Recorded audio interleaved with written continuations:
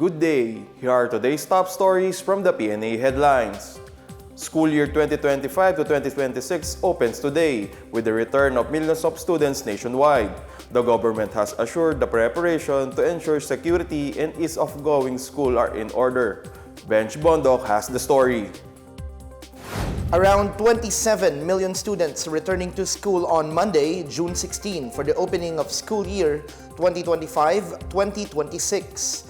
This school year marks the return to the original June to March school calendar following President Ferdinand R. Marcos Jr.'s order to prevent learning loss due to the successive suspension of classes. The Department of Education says all systems are in place as students welcome the new school year. The DepEd has delivered over 38,000 laptops for teachers and non-teaching staff under the computerization program, along with almost 26,000 smart TV packages with external hard drives. Procurement for grades 1, 4, and 7 textbooks is already at 99%. Books for grades 2, 5, and 8 are nearly halfway, while procurement for the remaining grade levels will start next year. Meanwhile, President Ferdinand R. Marcos Jr. and DepEd Secretary Sunny Angara visited Epifanio de los Santos Elementary School in Manila to inspect the situation on the first day of classes. Angara is also set to visit Tenement Elementary School in Taguig and one school each in Biñan and City of Santa Rosa in Laguna. In Quezon City, Philippine National Police Chief General Nicolas Torre III visited Batasan Hills National High School and President Corazon Aquino Elementary School to check on the security situation on the first day of classes. Torre said the PNP has deployed over 37,000 cops to secure public and private schools under its Oplan Balik Eskwela. The PNP also posted over 5,000 police assistance desks near school premises and increased police visibility in critical areas. Torre urged the public to call 911 for any complaint or emergency and assured swift police response. Earlier, PNP personnel actively joined Brigada Eskwela to assist in preparations for the opening of classes, including the cleaning, repair, and repainting of classrooms and school grounds. Meanwhile, the Department of Trade and Industry reported no price increase in school supplies despite increasing demand towards the opening of the new school year. DTI Secretary Maria Cristina Roque said vendors have been following the agency's price guide for school supplies. No price increases are also expected for basic goods used as baon items such as bread and eggs. For the Pna Headlines, I am Bench Bondok. Full power has been restored to Siquijor following President Ferdinand R. Marcos Jr.'s intervention to solve rotating brownouts in the province. Malacanang said the National Electrification Administration completed power restoration on June 14, one day ahead of the deadline set by President Marcos. Siquijor's total dependable power capacity has been boosted to 11 megawatts, exceeding its peak demand of 9 megawatts and providing a reserve of 1.65 megawatts. The agency worked closely with the province of Siquijor Electric Cooperative to repair the generation sets of Siquijor Island Power Corporation or SIPCOR. NEA also coordinated the transport and installation of generator set from Palawan Electric Cooperative. Energy Officer in Charge Sharon Garin commended the combined efforts of the DOE, NEA, the provincial government, and power cooperatives to bring relief to residents of Siquijor. The DOE will meanwhile monitor SIPCOR's activity to ensure continuous power supply in the province.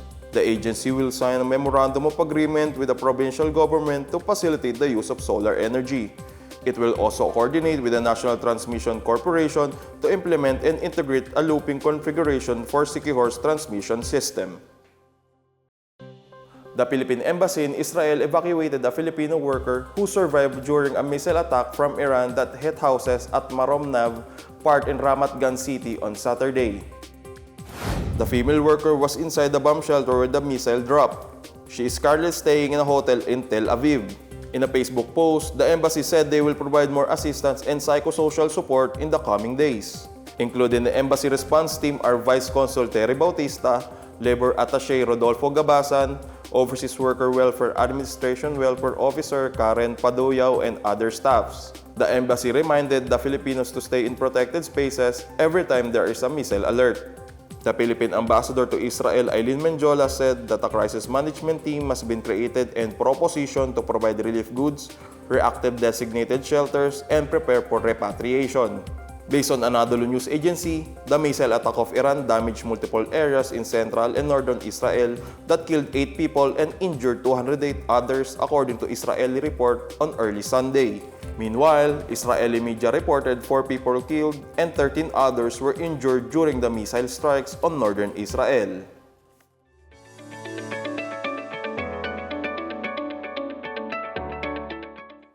In our business news, the Department of Information and Communication Technology, or DICT, is reforming the Pre-Public Internet Access Program to lower the cost of giving internet access to public schools and remote communities. Information Undersecretary Paul Mercado said the DICT may only need as low as 3.5 billion pesos to function and maintain free Wi-Fi sites in 50,000 locations. The ICT plans to have a long-term deal with the satellite provider Starlink to deliver internet in 30,000 sites for 1.5 billion pesos yearly. The department will also cooperate with the Department of Budget and Management, or DBM, for multi-year contract authority to ensure availability of funds annually. Mercado said they will allocate 3 billion pesos for purchasing 1 million SIMs for teachers and students in marginalized areas. The project, called Bayanihan SIM, wherein beneficiaries are provided with a 25 GB monthly data until the end of Marcos administration in 2028. Mercado said the Bayanihan SIM will push telco providers to build cellular towers where beneficiaries are located. As of May, the free Wi-Fi program expanded the connectivity up to 18,849 sites in 9,769 locations nationwide, benefiting more than 11.2 million Filipinos. The program goal is to build 50,000 free Wi-Fi sites by 2028 under the directives of President Ferdinand R. Marcos Jr. The Department of Transportation, or DOTr, said the rebuild of EDSA in 6 months can be accomplished by coordinating with contractors with experience in modern technology. According to DOTr Secretary Vince Dizon, there are proposals coming from different contractors since President Ferdinand R. Marcos Jr. gave the Department of Public Works and Highways a month to rethink the strategy on rebuilding the country's busiest highway. Dizon added they need to choose proper technology to modernize the construction methodology and accomplish the project.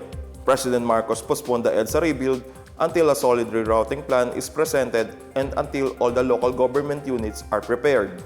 According to him, 2 years is too long for Filipinos to feel inconvenience as it will lead to heavy traffic condition. EDSA rehabilitation was supposed to start this month of June, but the uneven scheme by the government, which will limit motorists on using EDSA to only 2 to 3 times a week, received negative feedback from the public.